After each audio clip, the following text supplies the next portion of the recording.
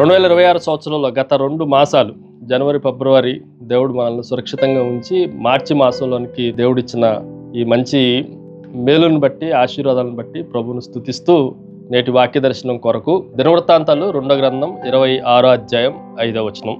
దేవుని ప్రత్యక్షత విషయమందు తెలివి కలిగిన జకర్యా దినములలో అతడు దేవుణ్ణి ఆశ్రయించును. అతడు యెహోవాను ఆశ్రయించినంత కాలము దేవుడు అతన్ని వర్ధిల్లజేసెను. మరొకసారి దేవుని వాక్యంలో నుండి ఉదయకాల సమయంలో 4 ప్రాముఖ్యమైన సత్యాలు మనం గ్రహించాలి.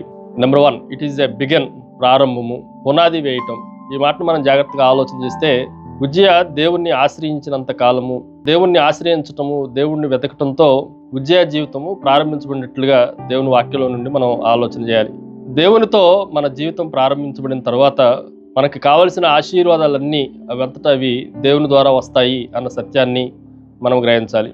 ఉదాహరణకు ఒక పెద్ద బిల్డింగ్ కట్టాలి అని అంటే పునాదితో ప్రారంభించబడాలి.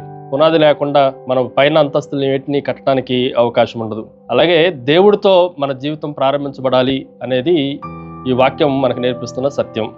రెండో విషయాన్ని మీకు జ్ఞాపకం చేస్తాను. ఇట్ ఈజ్ ఎ బిలీవ్, నమ్ముట. ఈ మాటను కూడా మనం జాగ్రత్తగా ఆలోచన చేస్తే దేవుని ప్రత్యక్షతల యందు జ్ఞానము కలిగిన జకర్యా అన్న మాట కనిపిస్తూ ఉంది. దేవుని వాక్యాన్ని నమ్మాడు ఉజ్జియా.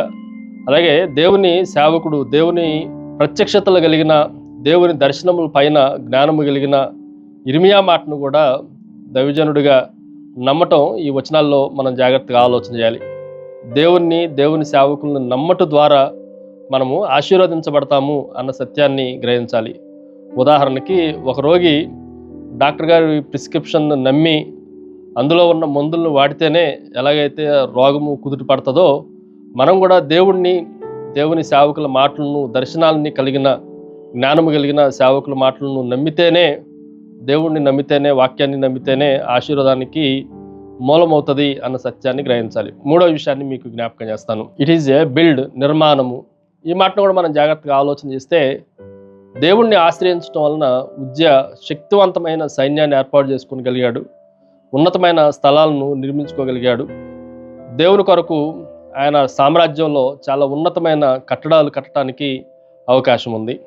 దేవునితో ప్రారంభించిన తర్వాతనే, దేవుడు మనల్ని ఆశీర్వదిస్తేనే మనము అనుకున్న కట్టడాలు కానీ, మన జీవిత నిర్మాణం కానీ దేవుని ప్రణాళిక చొప్పున జరగటానికి అవకాశం ఉంది.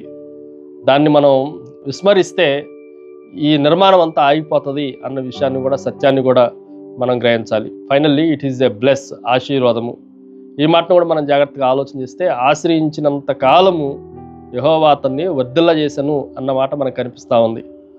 దేవుణ్ణి ఎంతకాలము ఆశ్రయిస్తున్నామో, ఎంతకాలము వెతుకుతున్నామో దానిని బట్టి దేవుని వాగ్దానాలు ఆశీర్వాదాలుగా మార్చబడటానికి అవకాశం ఉంది.